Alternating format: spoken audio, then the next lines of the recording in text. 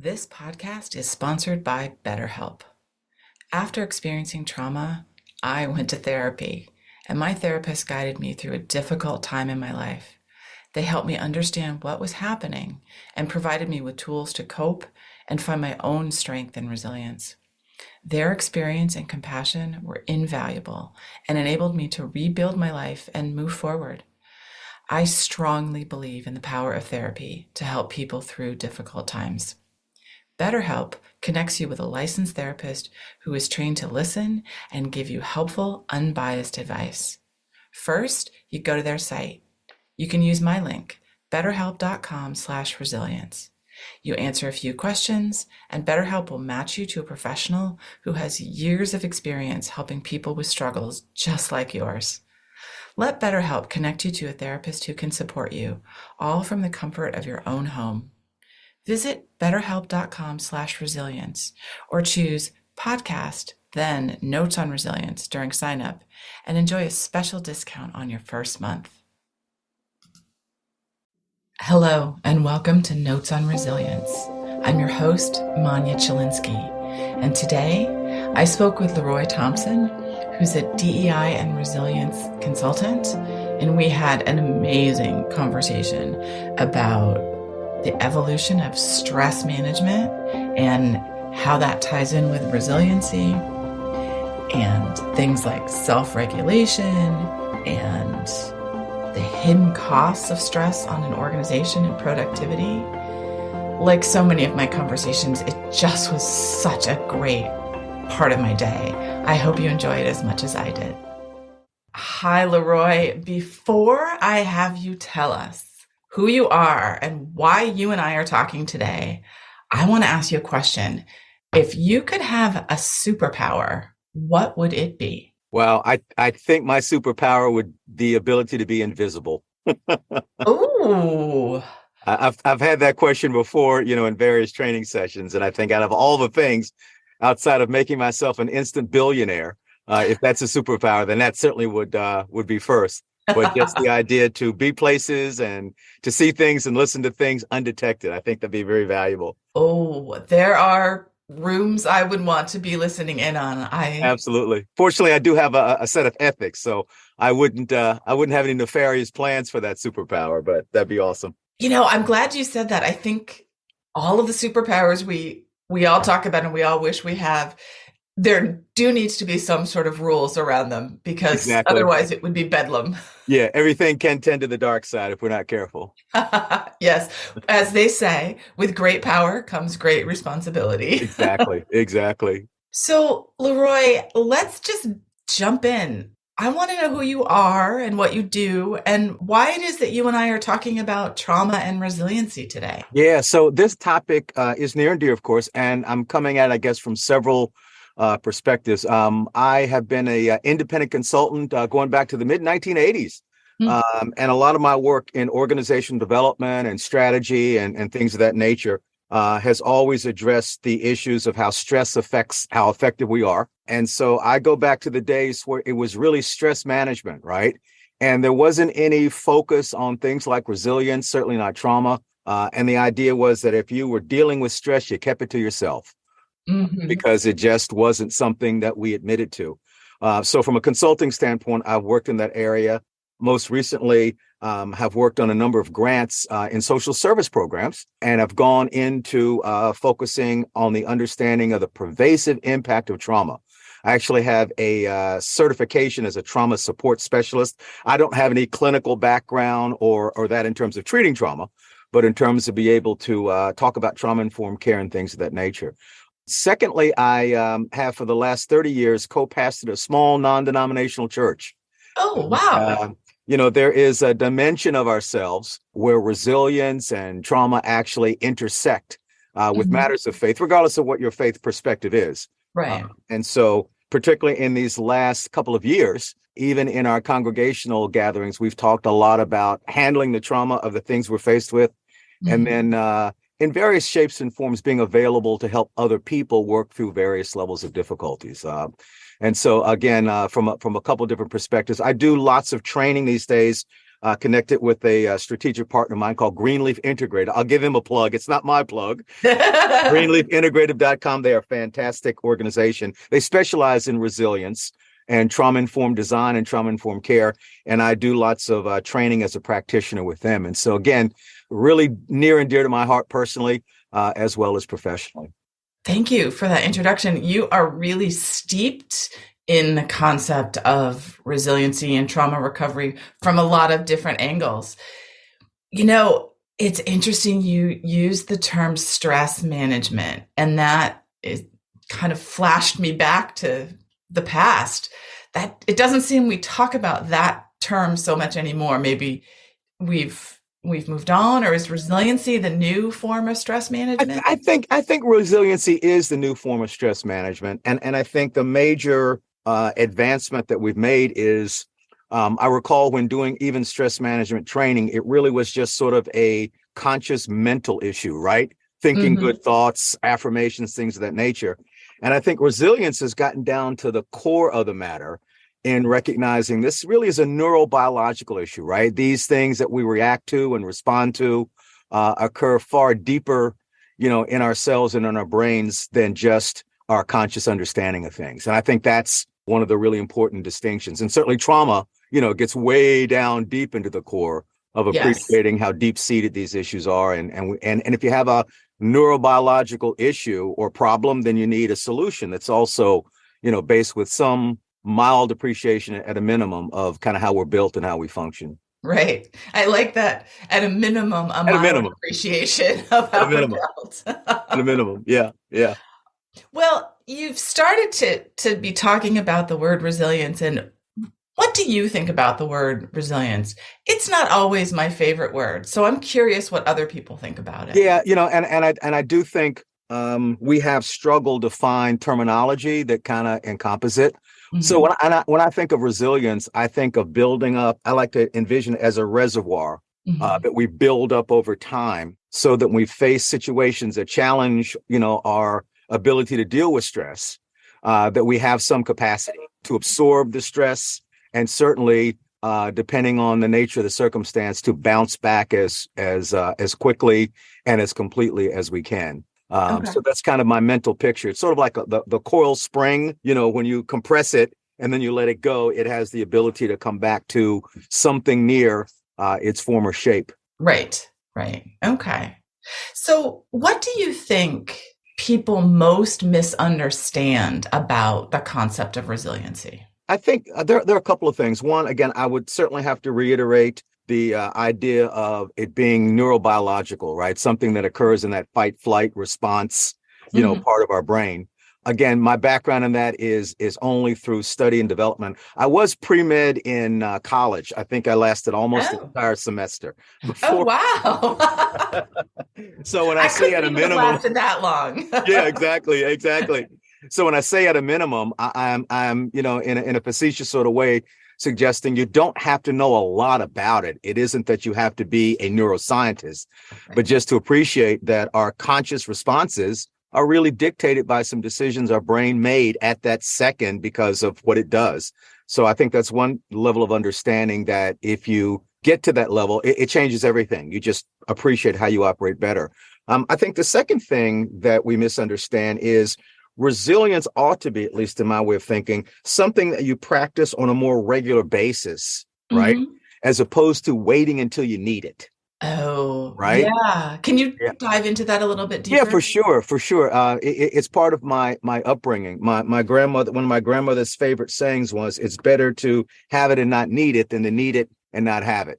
Yes. So, the idea is that you practice resilience, managing your stress at a very acceptable level, so that when you encounter stressful situations, you have some capacity. I kind of liken it to being at the beach, right?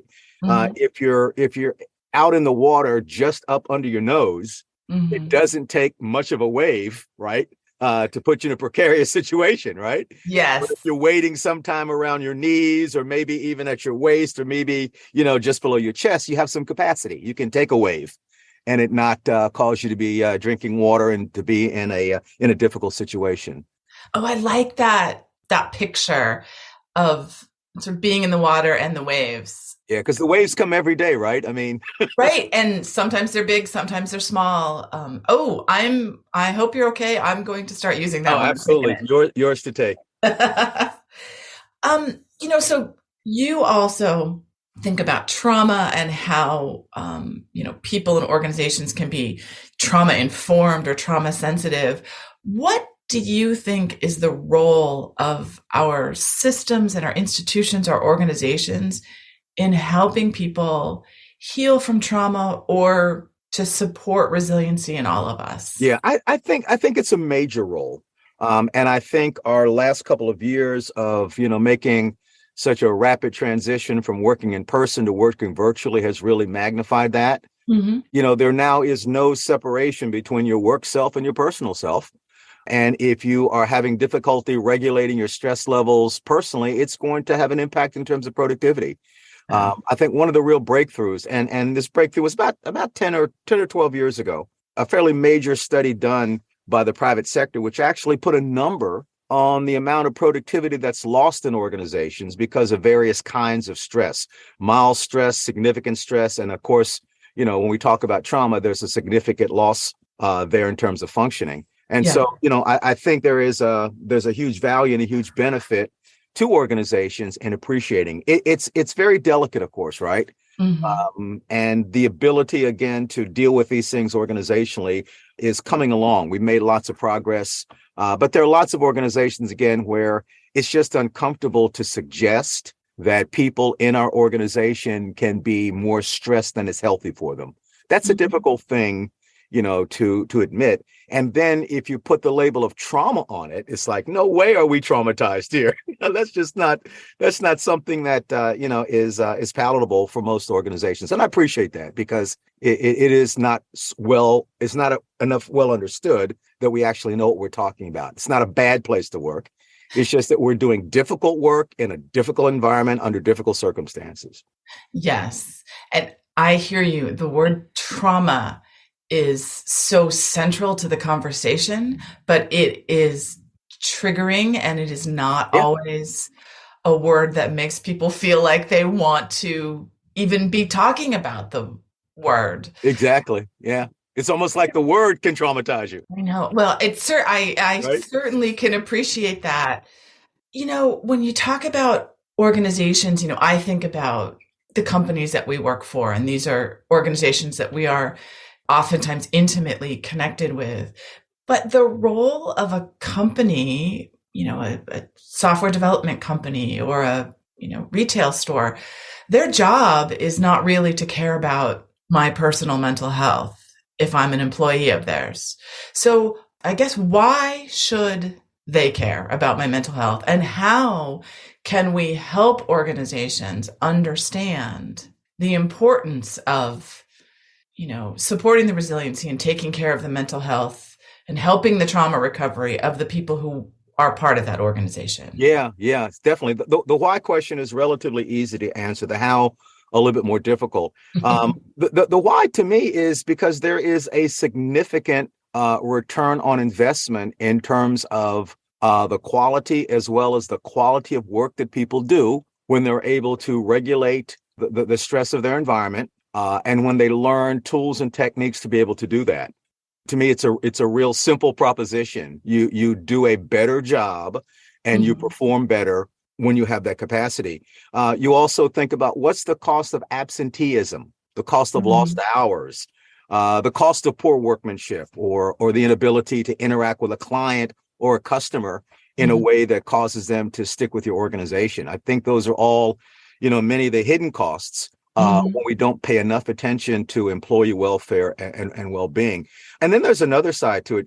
Of course, in the last couple of years, we faced across the organizations what was called the Great Resignation, right? Almost 2 million people decided that they were not going to continue to work in the same capacity or type of work, et cetera.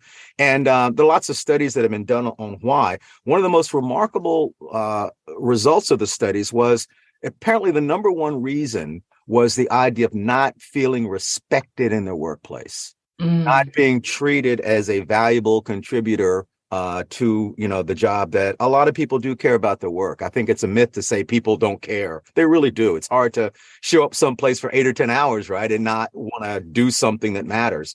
And so that's an even more subtle issue in terms of the stress created by not having a workplace that gives people the chance to feel engaged. So, to me, there's just really, really good, solid evidence for why employers should care about the welfare and well-being of the people who work in those organizations. Right. Yeah.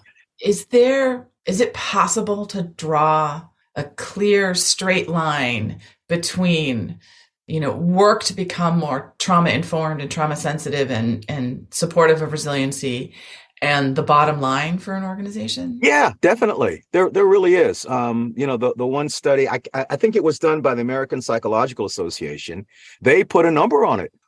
They estimated that something like $3.2 billion in productivity were lost because of various types of stress and stressors. So, wow. Yeah. And a lot of that is certainly taking anecdotal data from employees. Mm-hmm. And mapping it to, what the outcome of those are. And of course, we're always concerned about anecdotal data. But when you get, a couple million pieces of anecdotal data and it starts to point in the right direction, that certainly is worth looking at. And so, again, I think they've done a fairly credible job, again, of making that connection in a way that ought to be really meaningful for anyone running an organization or anyone in a position of leadership within an organization. Right. That's a pretty big number. It's a big number. That's a huge number. What do you think is a sticking point for organizations? I guess now we're sort of talking about companies, enterprises, workplaces. What do you think is a sticking point for these organizations to not be paying attention to supporting resiliency and being trauma informed? Yeah, I think one of those is just lack of more in-depth education and awareness around the issues. Mm-hmm. And again, the language that we presented in has made that more difficult than it probably should have been. We have to find language that helps them appreciate that trauma, as we call it, and the need for resilience is a norm. It's not a reflection of you having a bad place to work or not being a good leader or not having a healthy organization. That's a human norm based upon how we're built as people. And whether your employees are showing it or telling you or not, it's there already. So I think we have to help them approach that better. The other one is, again, a little bit trickier, and that is, and you suggested this, a couple of times in the question is, at what point, though, does my corporate responsibility end? An individual's personal responsibility begin? That's a tough call. And it's really hard to find the right point of demarcation in a general sense. It really is very situational, and it's based on the culture of the organization in terms of where, people are comfortable making that distinction. Yes. I'm so glad you brought up the topic of personal responsibility. I am someone who, in general, is all about personal responsibility. We each have a responsibility to our community, to ourselves. And then to find myself talking about resiliency and being trauma informed, and then talking about it as, well, it's the system. And those two things live in me, which is I appreciate that we do have personal responsibility, but I think our system and our organizations also have a responsibility. Exactly. Yeah. I liken the problem to matters of physical health. Mm-hmm. So an employer would never say, hey, LeRoy, you're a few pounds over. That's not good for you. Maybe you ought to think about changing your diet. It's like, excuse me? That's really not, it's none of your business. Right? And so connected to that would be one's mental health. And mental health, obviously, with all the stigmas, of course, that surround it, become even more difficult, to broach that topic. Yes. And I also think a lot about, the way our organizations are set up. So I am myself a survivor of a pretty major trauma. Yes. If you know me, at some point, you've probably heard me talking about it. I've heard the story. Absolutely. It's amazing. Yeah. But I actually, though I talk about it in this kind of capacity, it isn't something I share in my personal life for the most part. And I would not want to have to disclose it. So I also think about like working within the confines of an organization. I'm wishing that there was a way that organizations could be supportive of everyone so Yep. that one does not have to disclose the specific thing that happened or that I am a trauma survivor in order to get services or support. Yep. That really is important. I've done a bunch of work with organizations in resilience. Not so much. We're beginning to work with trauma, but Mm-hmm. again, you're only going to find opportunities in places that have already understood the topic. So healthcare, places like Yes. that. Your manufacturing company, your sales organization, probably not yet. But even in those places, just the idea of making training in resilience available and optional for anyone who's interested, Mm-hmm. making mindfulness resources available for anyone who's interested Mm-hmm. as an option is a starting point. Yes. Because it's very indirect, very benign. You're not suggesting we have a problem. You're not suggesting you need to do this, but just to make people aware that there are resources that they can take advantage of, which is no different than our EAP programs that most organizations have. Right. Right. And I also think about it similarly to the way I think about a, diversity and inclusion program, which is need to be, supportive of everyone in their different kinds of experiences and make it possible for everyone to participate without necessarily having to self-identify or specifically ask for help. Yeah, very close to the mark. About 80% of the training and consulting I've been doing in the last 4 or 5 years has been in that diversity, equity, inclusion space. And I Mm-hmm. think people are now starting to see that there really is a more than an indirect connection between the two. Yes. Interesting. So, what is an important lesson that you have learned about resilience because of the work that you've been doing? Wow, there are a lot. Good. Mainly because to me, this is one of those lifelong learning topics. Mm-hmm. At least me personally, I don't think you ever get to the point where you master resilience or you master your understanding of trauma. I think it's something that you continue to discover. The first things are really personal. I can describe them in general, but just when you start to investigate this area, you begin to develop a real capacity for introspection. Mm-hmm. And you really start to examine the reason that you respond to things the way you respond. Yes. And in a lot of cases, what you learn isn't necessarily the best parts of your behavior or the best parts of your personality. But, when you talk about things like emotional intelligence, right, where self-awareness is such a critical thing or empathy is such a critical thing, I have grown tremendously in my capacity for both. Still going at it.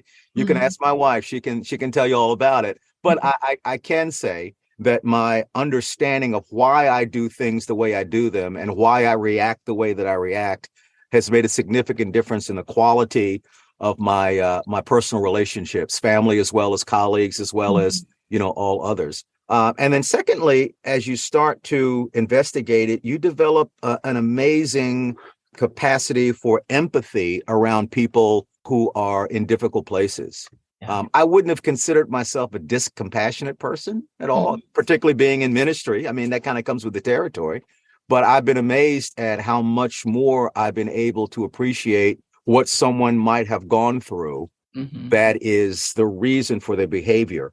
And this extends, honestly, to some of the more horrific things that have happened just in the last several years, even the last week or so. Those things don't excuse behavior, Mhm. but you do understand how troubled, how wounded, how broken a person is when they find themselves committing the kinds of acts against other human beings that we've seen. Again, it doesn't excuse it. I have to say that a bunch of times because I don't want to suggest at all that trauma and those things excuse bad behaviors. Mhm. But it does help you appreciate, the notion. In the church world, we have a saying that says, "Hurt people hurt people." Yep. And I'm sure it's not just the church world, but it does. So I would say, that has been just such a significant personal growth. Still going at it, of course, but just developing more self-awareness and sensing the value of that, and even enhancing my capacity for empathy beyond what I thought I needed even has been just really amazing. Oh, that's so wonderful to hear. And I will say that, without knowing the particulars, it sounds like my journey of understanding resiliency is quite similar to yours in sort of learning about myself and the way I think about other people as well.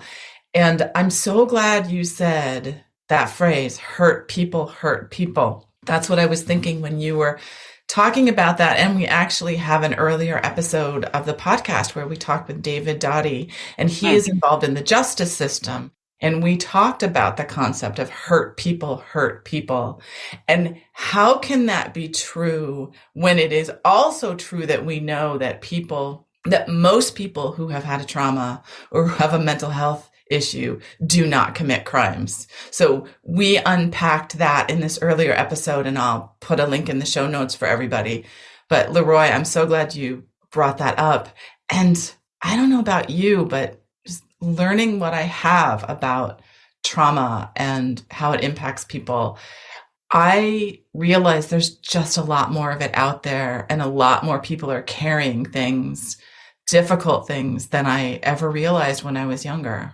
Yeah, you really do get the sense every time you learn more. My response has been, it's even more pervasive than it was the last time I learned something. Yes. What I want is, who are the people not traumatized? Exactly. Yeah. We might be really, really shocked. Particularly if you look at all the research, the adverse childhood experiences work that was done in the mid 1990s and things going forward. But your example, of knowing that some people who are traumatized do horrific things, others don't. That points to just the complexity of this, and the fact that you can't predict, how an individual is going to react or respond. Whether their problems are going to show up right away or later on.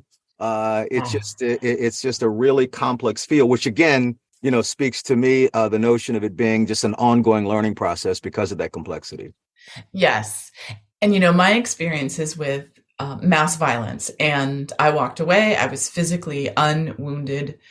You would not have been able to identify which of us at the event that day. Just by looking at us, you would not know that person's going to be okay. That person's going to take a couple months to brush it off. That person's going to get PTSD. That person's going to take 5 years to recover. Like, there's just, I know you can't really do that with physical injuries either, but there's something concrete about them where you can say, well, you have a broken leg, and it typically takes a broken leg X to heal. Exactly. And it's not possible, even with psychological first aid after an event like that. We don't know who is going to be okay. Cannot tell, cannot predict. And then just, you mentioned, the things that we need to appreciate to do a better job with this. Most people 10 years ago would have said, well, if you were just there and you saw it happen, then why did it bother you? And at the same time, they have less trouble appreciating that someone who is in Iraq or Iran in the Gulf War, who saw their colleagues, killed or shot, come home with PTSD, that makes sense to them. Yes. The other doesn't quite make as much sense to them. I know. I hear you. I've spoken to some of those people directly. So yeah, right. I can imagine you have. I really admire what you've done with your experience. But I can imagine you've encountered lots of folks who just don't quite get it. Yeah. Yeah. Some people who don't get it and seem to not really want to get it. And some people who genuinely are disappointed to realize they don't get it and want to learn more. So, and want to understand what's happening. So what is the most important action or policy an organization or a company, for example, do to be really supportive for trauma survivors in particular, but also just resiliency in general? Yeah, I think it goes back to one, making resources available to employees as a starting point.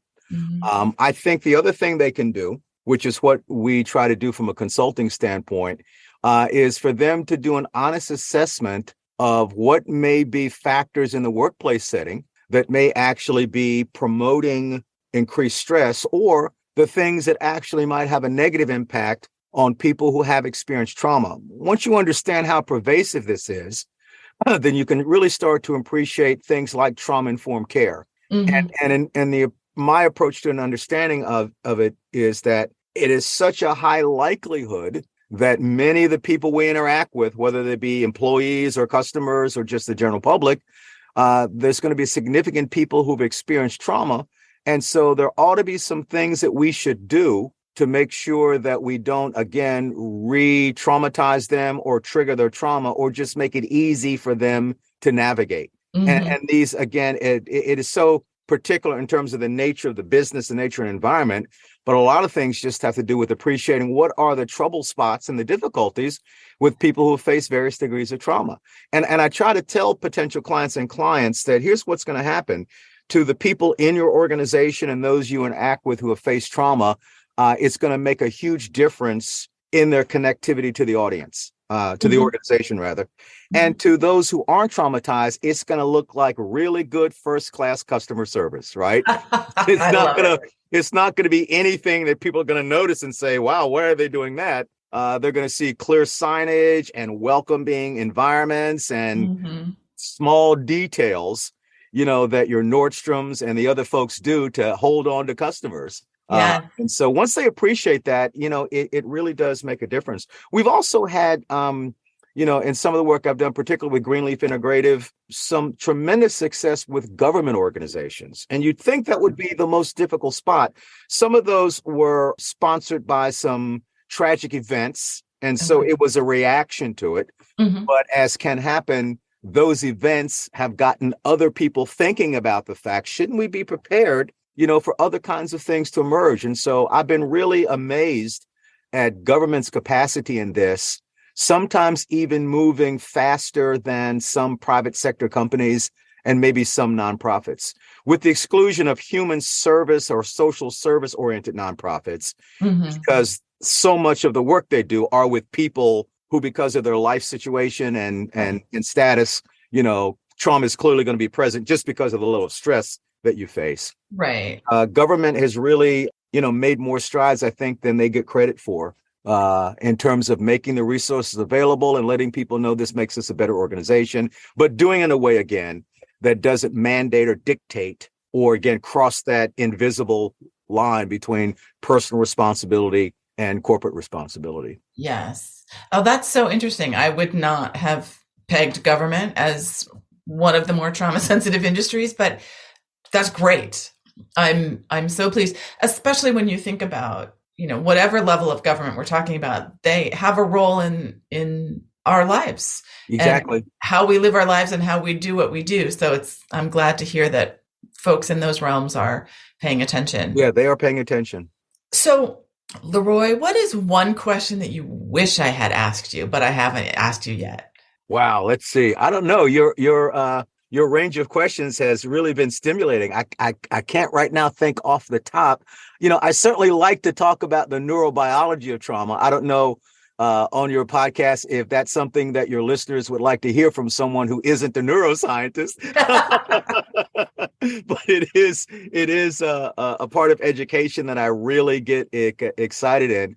I'm sure even on Sunday mornings, particularly over the periods of the pandemic, there had to be at least half of the members of my congregation who had to be rolling their eyes. Here he goes again. The amygdala, the hippocampus, the corpus callosum. Here he goes again. But I do think, again, a little bit of that knowledge and information. So that's the only thing we didn't talk about. But again, I don't have the kind of background, I think, to provide that information other than just a real surface understanding of the basic kinds of things. Well, maybe we have to have you on a second episode where we can go into more detail, the non-professional's view of the neuroscience. I like that. I can handle that. I feel very good with the non-professional's view.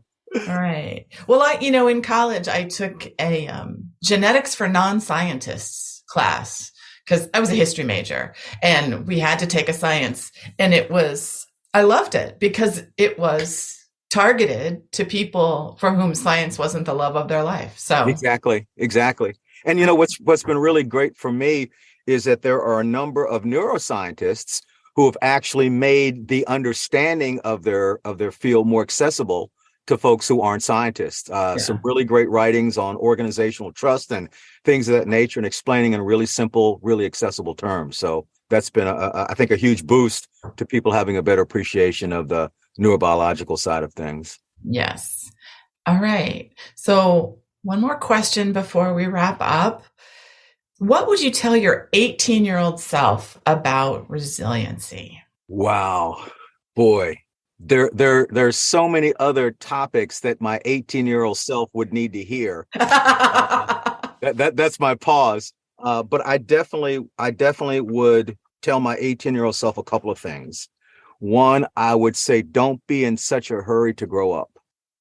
Take more time and appreciate the things around you and enjoy the experience of being present much more than he was interested in. He wanted to grow up and do all kinds of things, and I don't have a sense that he missed anything. Mm-hmm. But I just think that when we can appreciate mindfulness even earlier in our development, it just benefits us later on.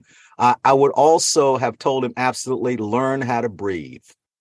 Oh, Learn how to breathe, son. It's going to be an incredibly beneficial skill as life shows up on a more regular and a more pronounced basis. that is a great one. Yeah, absolutely. I think speaking for myself, that is something I wish I could tell my 18-year-old self, and I bet a lot of folks would. Just knowing how much breathing and focusing on my breathing has helped in my journey. Yeah, absolutely. So, all right. So as we wrap up, LeRoy, how can people reach you? They can reach me certainly at my web address, which is consultthompson.com. Pretty simple. Consult. There are two T's in the middle. I always have to tell people there's a T on the end of consult and a T at the beginning of Thompson. I also have another website for the work I do in diversity, equity, and inclusion, which is Thompson Speaks on DEI. Either place I can be accessed, and certainly would enjoy, opportunities to spread this knowledge with folks and to work with them in this capacity. And so, again, Manya, appreciate what you have done with your experiences and how you are transforming people's lives just by making them aware of the fact that no matter what has happened to us, there is the capacity within us to bring something beautiful, something rich, and something valuable out of it. So thank you so much for being a part of this movement, if you will. Yeah, well, these issues. Thank you for saying that. And thank you, LeRoy, for being a guest on this podcast. I definitely want to have you back for another episode. So we're going to plan that.